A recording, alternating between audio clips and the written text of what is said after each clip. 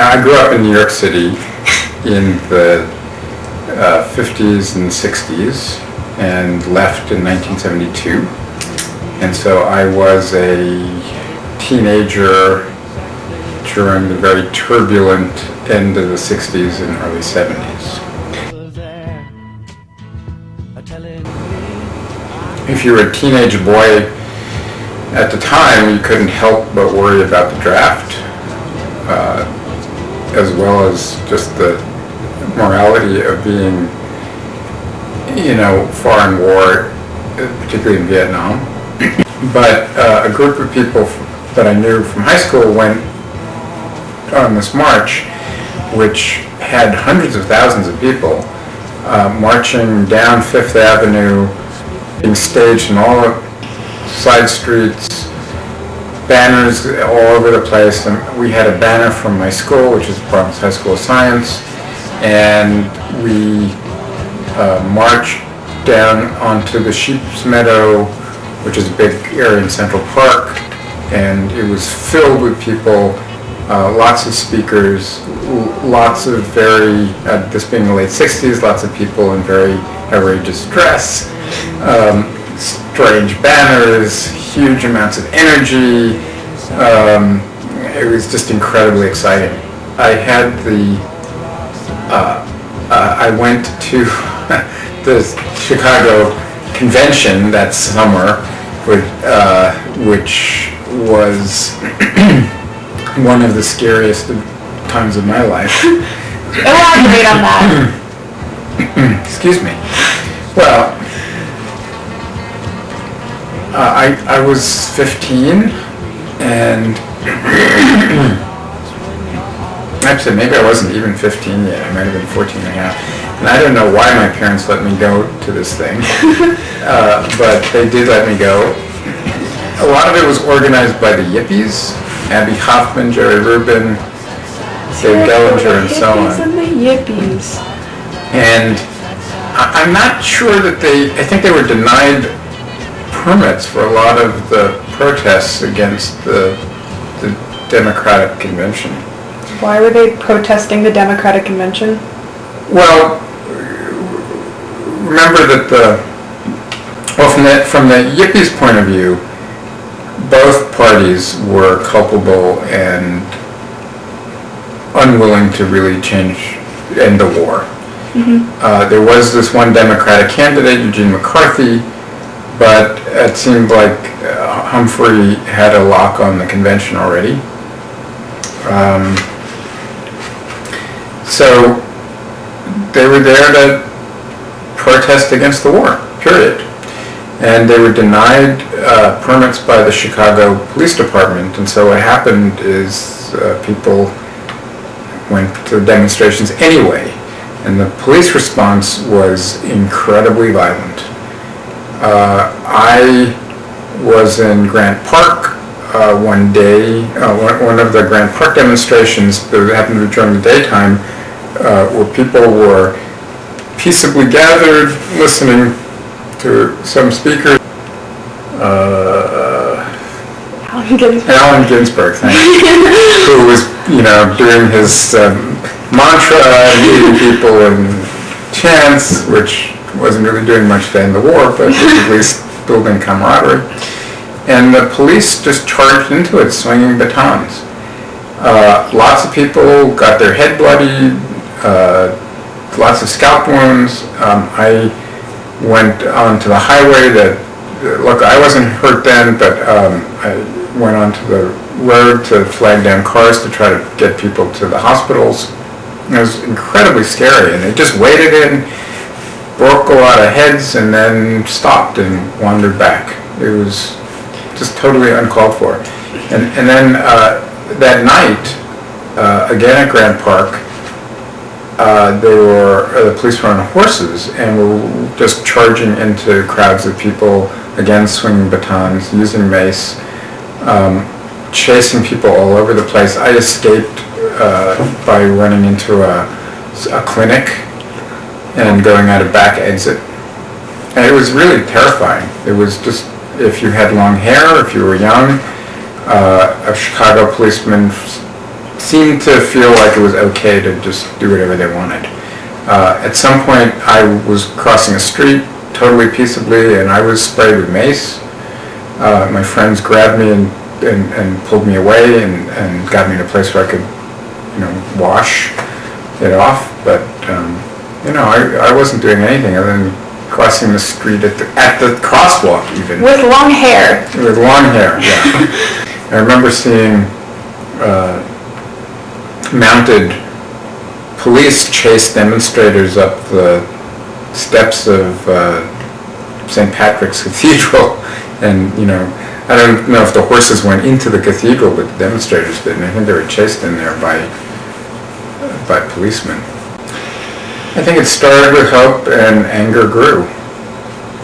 I remember Lindsay, who was the mayor of New York at the time, one day ago having a press conference and citing the 6 reasons why there's so much unrest in the schools. And I think the high school student union was number 3. Hey, good work! Yeah, I mean, so we were kind of a pan-city group, and each school had its own local organization that dealt with its own. Did you all found it? Yeah. That's right. We had a meeting in the Ethical Culture Society building in New York, in Manhattan. The press covered it. Paul Goodman spoke at it. It was really quite exciting. And then we had the High School Free Press, which was the sort of newspaper organ, and it was, we had approached the New York Free Press, which was sort of a semi-radical underground newspaper in New York City, to sponsor us. They let us paste up the newspaper in their offices. They helped us get advertising revenue. They hooked us up with donors who would front us capital. Was that Abby Hoffman? Yeah, so in fact, Abby Hoffman was one of the people. The other one was, what was his name? Paul Krasner, who used to put out a newspaper, an underground magazine in New York called The Realist. And what they would do is lend us the money to pay for the printing.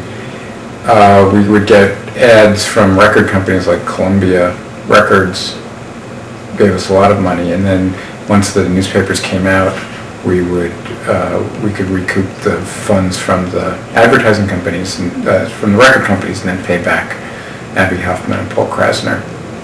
And we actually had a really large circulation, like 70,000. What? Yeah. Yeah, I mean, we would deliver like 1,000 or a couple of thousand newspapers to each high school. But the effect of having those newspapers was that it gave a voice to people, and it gave them a sense that they were part of something larger than simply their local high school. And so I think that it ended up being inciting in both the best sense of it, people to form political organizations. The SDS, Students for Democratic Society, which started as an anti-war group, and then became the Weather Underground. Yeah. And at some point, there was a meeting that I told you about where Mark Rudd and Bernadine Dorn came to a meeting of the high school student union and tried to get it to become sort of the high school branch of the SDS. And we said no. But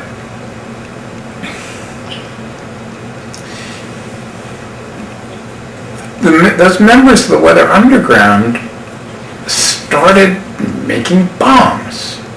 And I don't remember if Bernadine Dorn was one of the people who died in the explosion in the townhouse. No, she was the one that escaped. She was on the run for a while. Yeah. But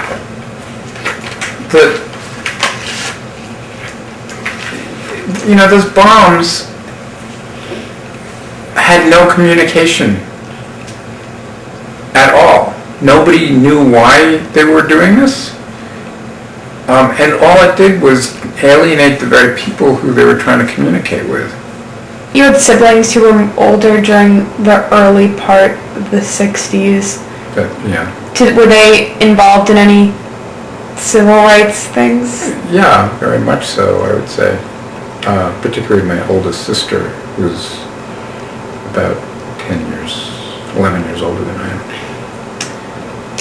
So, okay, yeah, continue. And she was very involved with groups that, among other things, were supporting the Black Panthers, but... She was in the Black Panther Party? She wasn't in the Black Panthers, but she did stuff in support of them.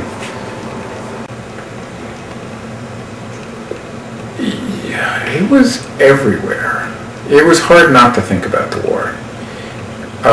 It was on the news every day. You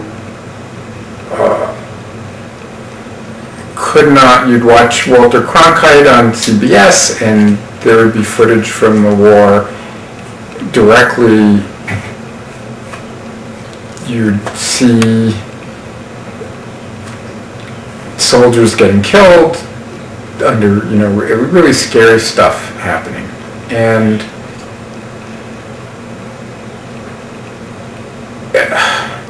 newspaper headlines,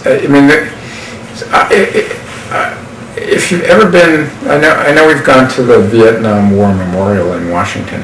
Mm-hmm. One of the things that's so striking about that, and so moving about it, is that as you walk down into the trench, right, you're following time.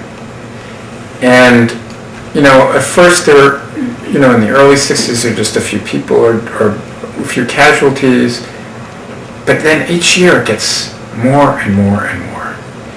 And then by the time you're 1967, 1968, it's over your head. And there's this feeling of drowning, and that it's overwhelming, and hundreds and hundreds, thousands of men are dying. And that's what it felt like. It just felt like it was taking us over. This thing that had started small had become, we had 1 million men in uniform. It was just horrendous. And somebody my age, they ended the student deferments and it went up for the lottery. And so you knew that at some point, when you were of age, your lottery number was going to happen. And my brother had his, and I think his number was 14. And luckily he had a health deferment. My number was 10. What does that mean? Well, they pulled your birth date out of they had a lottery, they pulled the dates out. My birthday was number 10, and that meant they were starting at 1, and they would just call people up. 1, 2, 3, 4, 5, 6. Ooh. 1 to 365, so they didn't get past 200 or so, 230, so that's about 2/3 of the men of that age were eligible for the draft. And, if your number was 300 or 310 or something, you knew that you weren't likely to get drafted, and you could relax. 10? And if it was low, you might as well make plans. And yours was 10? Mine was 10, and so I went off to college, not really knowing what I was going to do, and luckily that year, I got my pre-induction physical orders, and so I was going to have to go back down to have my physical exam. And luckily at that point, Nixon ended the draft. What did it... And there was there was a huge party in my dorm room, in my dorm that night. Okay, well, yeah, what did it feel like knowing that there was a chance that you would fight in as a part of this war that you had so vehemently? I wasn't going to fight in it. You were going to dodge it? I was not going to do it. That's all I knew. You knew, okay. I could be Canadian right now. I didn't know how, but I refused.